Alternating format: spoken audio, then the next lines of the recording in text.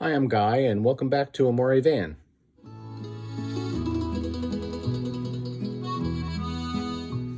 Recently, I did a Zoom presentation on RV trip planning with my friend and fellow Embassy RV owner, Cheri. Cheri did a presentation on the popular program RV Parky, while I did my presentation on the popular program Roadtrippers. We recorded the presentation, and I'm uploading it here in case any of you people who are new to RV travel might find it helpful. Also, if at the end of the presentation you find you're interested in getting the Roadtrippers and Campendium apps, you'll find in the description and comments to this video a discount link and promo code that I think gets you $10 off the usual subscription price. And I believe you get a 7-day trial to play around with it to see if you like it. So without further ado, here was our demonstration. First, you'll see Cheri demonstrating the RV Parky app, followed by my demonstration of the Roadtrippers app. Welcome, Embassy owner and wannabes. Today we're going to do some demoing of some trip planning. So I'm going to go first, and then Guy's going to go next. So let me share my screen. So I am actually going to use, for the majority, RV Parky, but I am going to reference a couple other. Here we go. I'm going to reference a couple other applications. So RV Parky is, I'm doing the demonstration on my computer, but you can also use this app on a phone, on a tablet. So most of the time how I use it is I'm someplace and I'm going to move to the next location, and I just want to search what might be out there. So when I was in Texas, I knew that I wanted to go south a little bit, and I was going to head near Georgetown. So I can just type that in, Texas, right? And I can go ahead. There we go. Now I'm in Georgetown, Texas. That looks better. Okay, so RV Parky uses different symbols. And if I zoom in here, I can see that it has some KOAs. These are usually RV parks, and you can drill into those further. It has Walmarts. And if I drill into that, it's going to tell me, I'm sorry, no overnight parking allowed. Here's a Cracker Barrel, which is a favorite of mine. And this one says, hey, users can stay overnight. So I might head to this Cracker Barrel. I have the address that I can put into my GPS. I can also read reviews. And what I like to do on the reviews is I like to check on the date it was written, because if this review was written back in 2019, it might not be valid anymore. And from there, I can also go to the website. That's helpful if you're on a campground. So there's a lot of different features that way. So sometimes that's what I will do. And I actually stayed at this campground here. There's 3 Corps of Engineer campgrounds, which are one of the things that you can do with that. They're very affordable. And I stayed here at Cedar Break Park. So I can look this up, and again, I can write the reviews, but any kind of Corps of Engineer campground, things that are in maybe the national park, if you're not sure what you want to do, sometimes what I'll do is I will come over here to recreation.gov, because if I think it's a national park or it might be part of the federal government, I'm going to search here. Looking for, I am looking for, here we go, Cedar Break Park. If I find it in recreation.gov, then if I have the National Park Pass or America the Beautiful, a lot of times I can get half off. So what I want to do is I want to come to recreation.gov, and I want to come here, and I want to check this out. And if I book it through recreation.gov, I can use the number on my park pass. So when I stayed at Cedar Break Park, it was $26 a night, but I got it for $13 a night with electric and water. So you want to make sure that the campgrounds, if it is a Corps of Engineer or something like that, you want to kind of come over here and check that out. All right. And the other thing that I do is I use another app called Compendium, and both RV Parky and Compendium are free. So is recreation.gov. There are paid subscriptions to these if you want, but you can use a lot and get a lot for free. I actually pay $20 a year for Compendium. And the reason why, I will type in.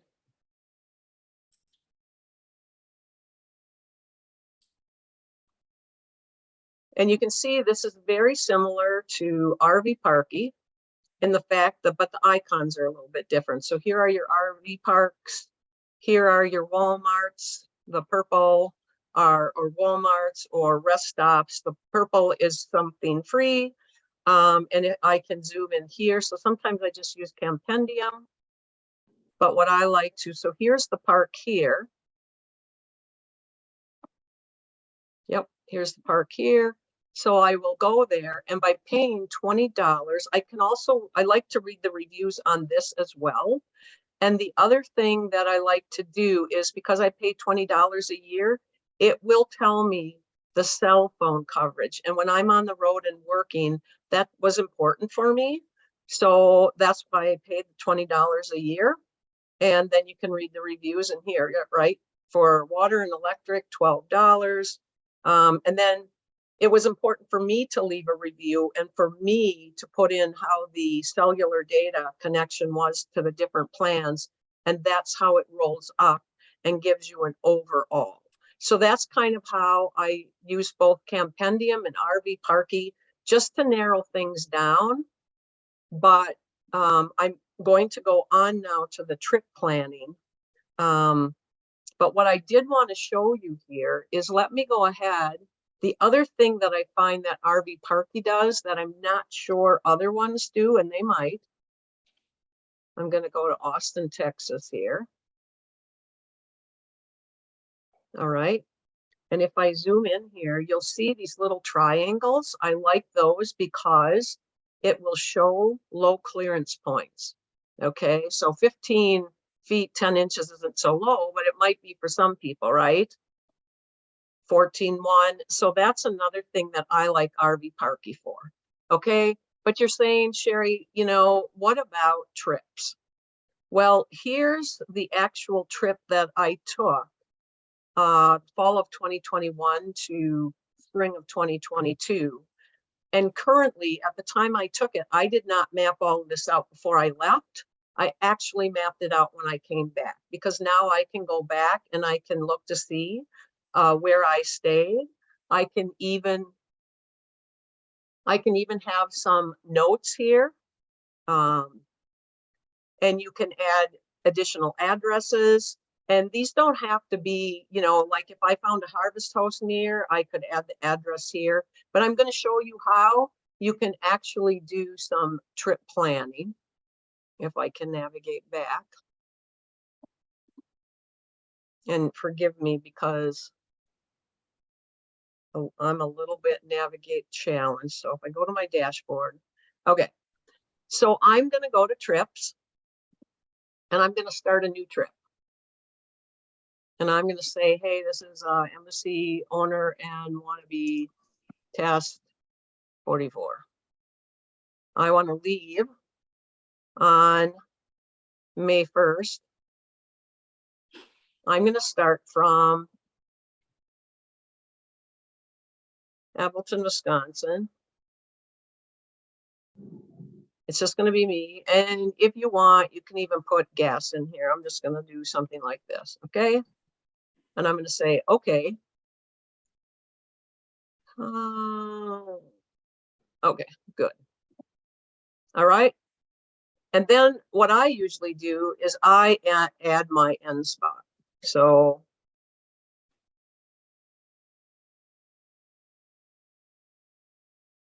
Manio, North Carolina, which is near where my daughter lives.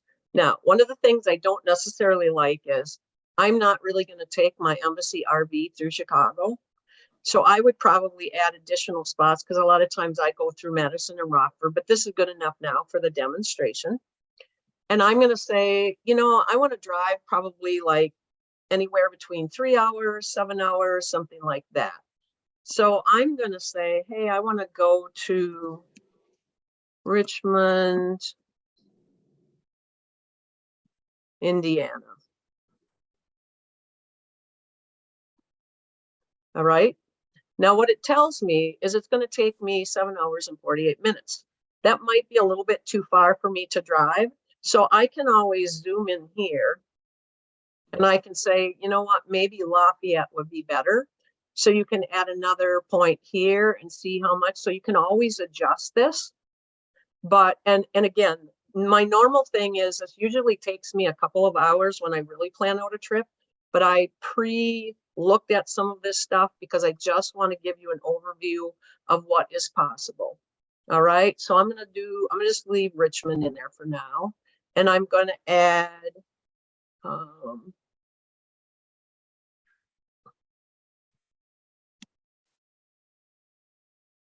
going to go to West Virginia.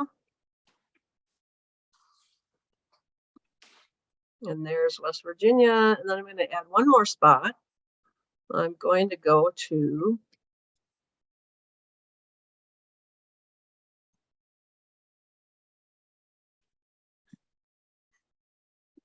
all right. So I kind of like, you know, 3.5 hours, 3.5 hours. That looks good. Again, I might add another stop. And since I've used this last, they are asking due to the increased cost, but I can plan quite a bit for 8 stops and I can do something like part 1, part 2.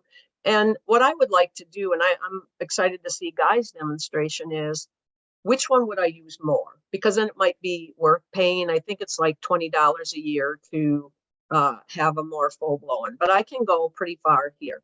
So then the next thing what I'm going to do is I'm going to say, well, you know what, if I do make it to Richmond, I'm going to come here and I want to find a place to stay.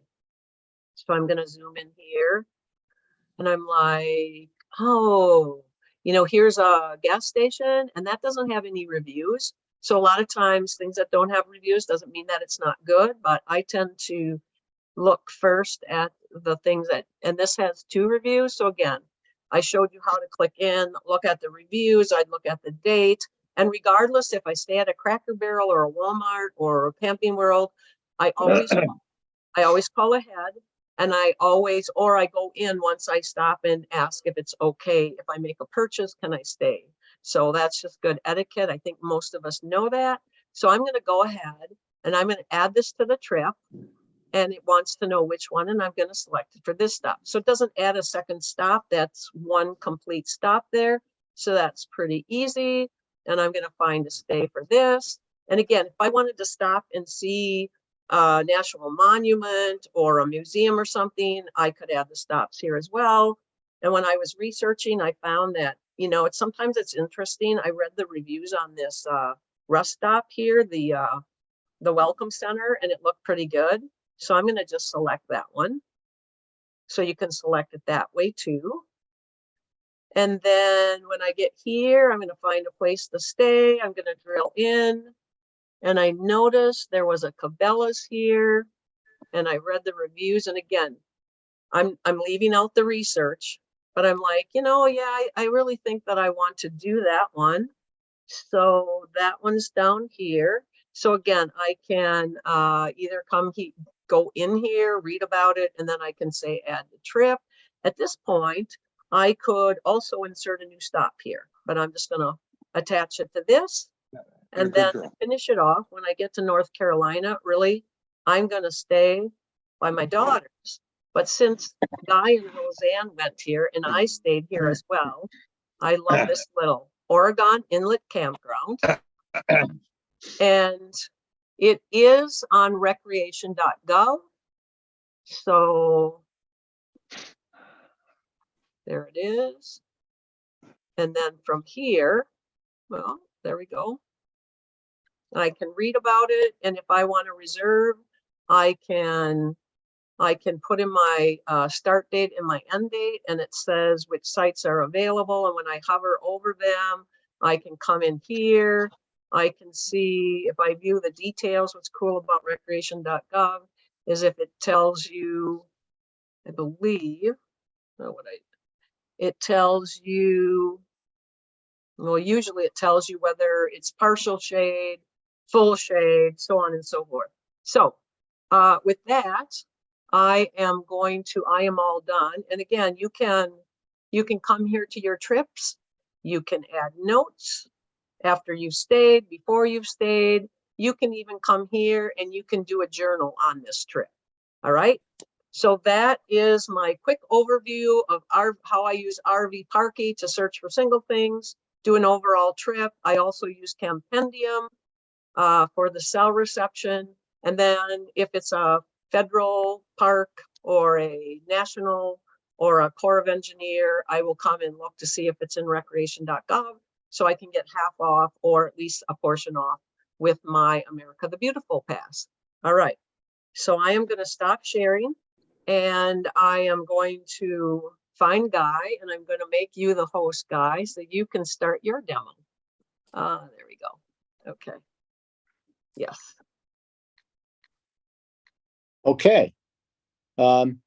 So I'm going to be going over how I use Roadtrippers, which is an app not really all that unlike RV Parky, to do our trip planning. I'm going to show you, a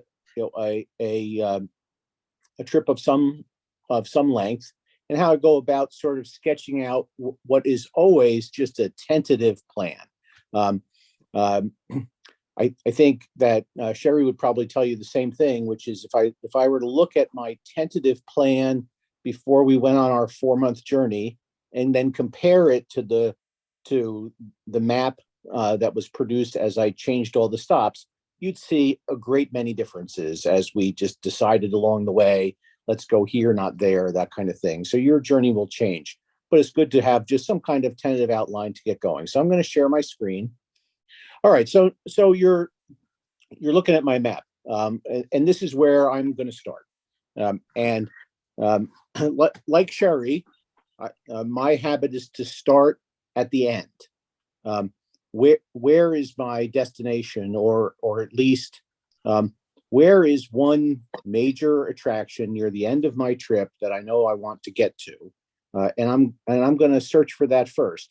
And so let's assume, and I know that I want to go see Big Bend National Park, and moreover, because I'm going in season, I need a reservation, and I've already made one. So I'm going to start with that campground, and I'm going to type into my search window up here.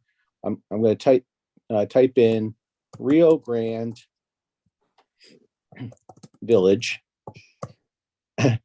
campground, because I know that's where I'm headed. And I'm going to go ahead and click on that down here where it appears, and I'm going to click Start Trip because this is a new trip. Now it wants to know where I'm coming from. Now I live in New Jersey, but in this hypothetical, I'm starting this leg of my journey in Denver, Colorado. Right. So I choose Denver, right, and I start trip.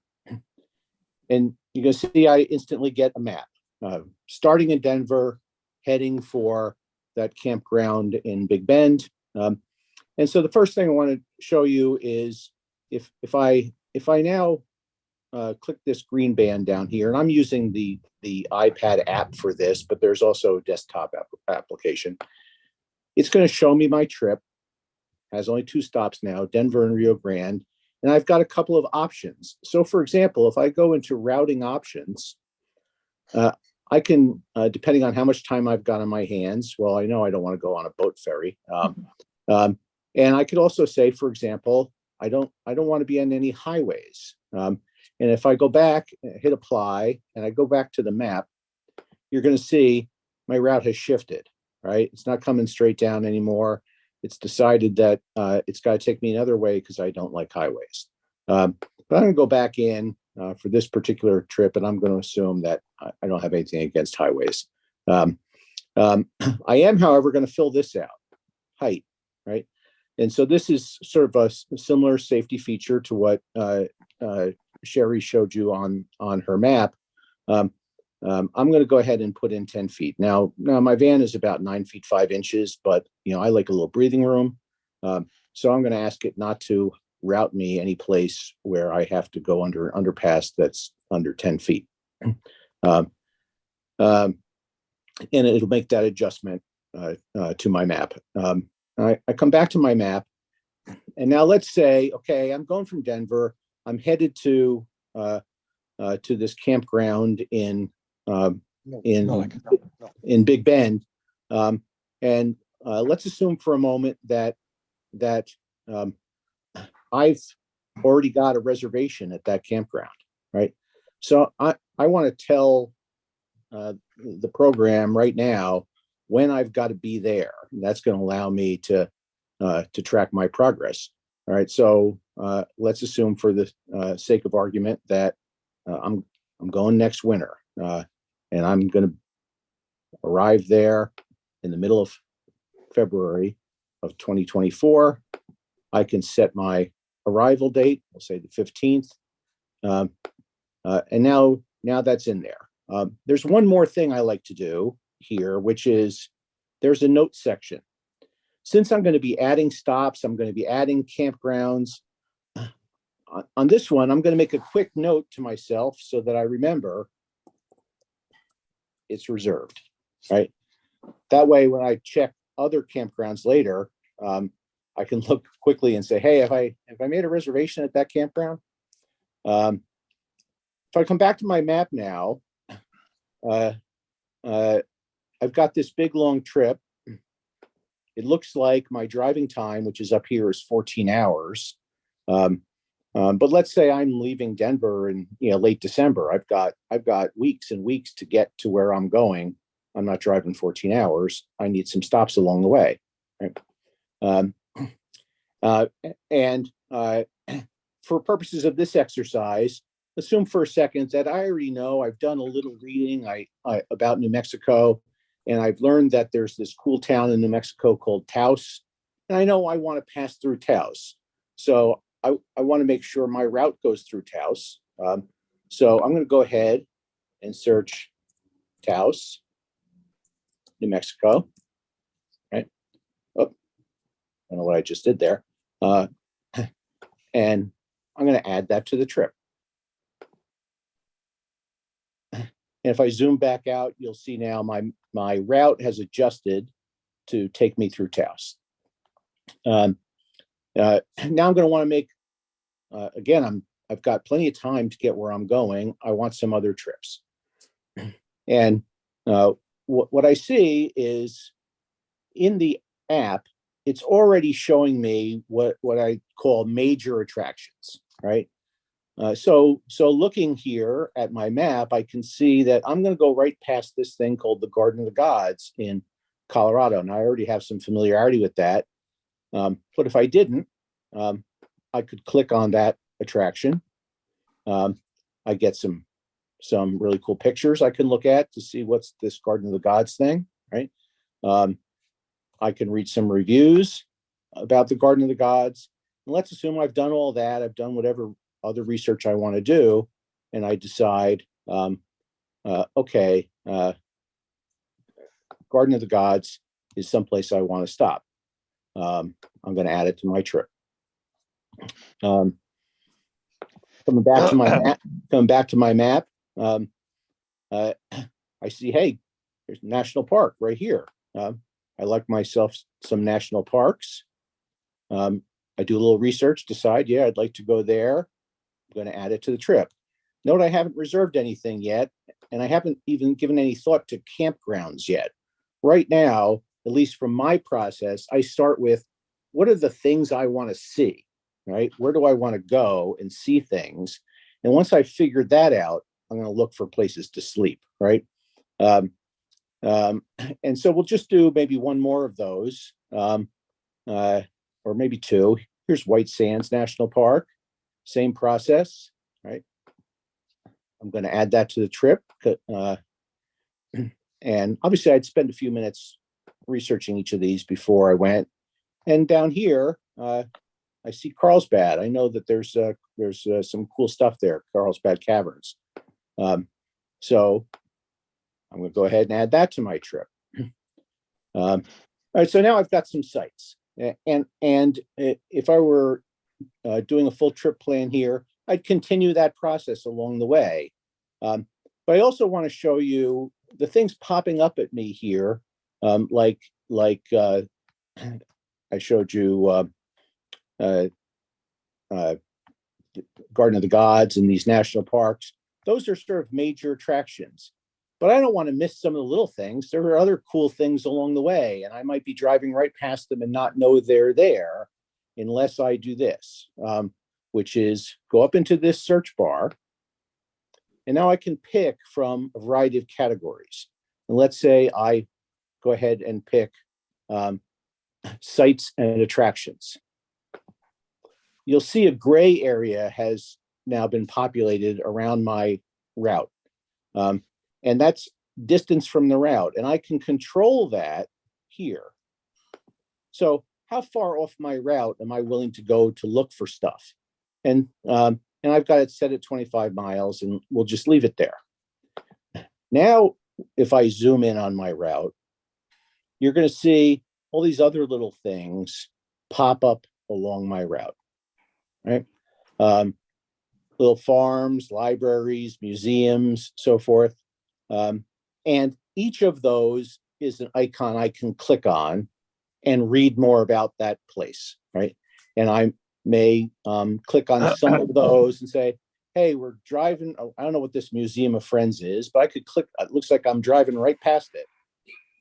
So I might as well read up on it, and maybe it's someplace I want to go. In the interest of time, I'm not going to do that now, but you get the idea. I can search, and I can, other than sites and attractions, I can also enter any one of these other categories. So now I've picked some places to go. I got to worry about places to sleep, right? So now I'm going to go ahead to this category, places to camp, right? And let's assume that I've read up on this Garden of Gods place. I think I'm going to spend a couple hours there, and I'm not going to feel like moving on that day. So what's near my first site? And I start looking around here, and I can click on all these different campgrounds if I want. The one that in fact caught my eye when I did this is a state park. And so let's look at that. Cheyenne Mountain State Park. And I'm going to get photos. I'm going to get reviews. But Cheri mentioned Campendium. And in fact, when it comes to, once I've found a park in the area, I'm not going to do it now, but I would jump over to Campendium to look at it on Campendium. Why? Because I found that is the most robust set of photographs and reviews of campsites. So this app has helped me find one that's close to my route. But once I think I've found one, I'm going to go to Campendium to decide if I really want to stay there. And then I'm going to research whether I need reservations or not. And if so, how do I make them? So I've decided I like that one. I go ahead and I add it to my trip. And in due course, I'm going to populate this with dates, all tentative dates, right? At least for this particular trip, I've got that reservation in Big Bend. But I know, given the time of year and where I'm headed through New Mexico, I probably don't need reservations anyplace else. But I may populate it with dates that just give me a rough idea of when I'm going to be where.